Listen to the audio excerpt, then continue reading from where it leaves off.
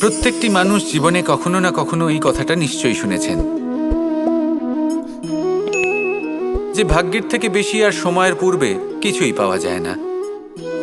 আর এটা সত্যিও বটে, কিন্তু এর থেকেও বড় একটা সত্যি আছে, আর সেটা হলো যে আপনি নিজেই নিজের ভাগ্য রচনা করতে পারেন নিজের কর্মের দ্বারা।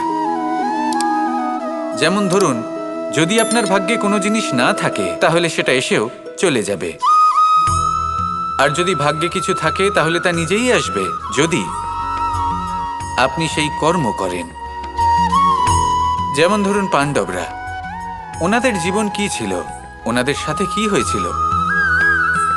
ওনাদের পিতা বনবাসী হয়েছিলেন, অকাল মৃত্যু লাভ করেছিলেন। এবার এটাই যদি ওনারা নিজেদের ভাগ্য বলে মেনে নিতেন আর কিছুই না করতেন, তাহলে মহাভারতের সেই যুদ্ধে জয়লাভ করে সমস্ত ভূমণ্ডলের স্বামী কি করে হয়ে উঠতেন? অর্থাৎ হতে পারে সিংহ বনের রাজা, কিন্তু শিকার নিজে পায়ে হেঁটে তার কাছে আসে না। সেই ভোজন লাভ করার জন্য সিংহকে কর্ম করতেই হয়। তাহলে আপনার ভাগ্যে যেটা আছে সেটা আসবে, কিন্তু কর্মের জোরে আসবে। তাই কর্ম করতে থাকুন আর আমার সাথে ভালোবেসে বলুন, রাধা রাধা।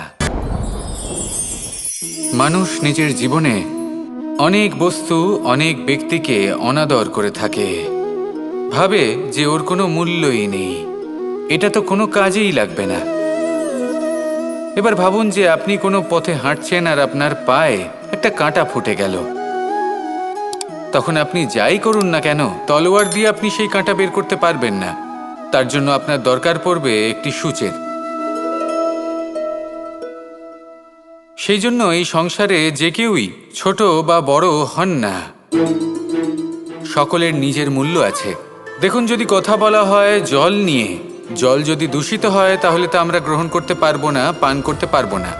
কিন্তু যদি হঠাৎ করে কোথাও আগুন লেগে যায়, সবকিছু ভস্ম হতে শুরু করে, তাহলে সেই জল কিন্তু সেই আগুন নিভিয়ে দিতে পারে।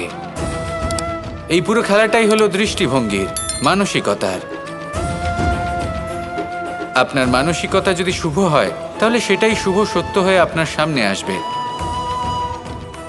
এই সংসারে বস্তু হোক বা ব্যক্তি হোক, তাতে খুঁত ধরা বন্ধ করে দিন, আর তার কি কি গুণ রয়েছে সেটা খুঁজে বের করতে শুরু করুন। জীবন সরল হয়ে যাবে এবং এই মন প্রসন্ন হয়ে বলবে, রাধা রাধা।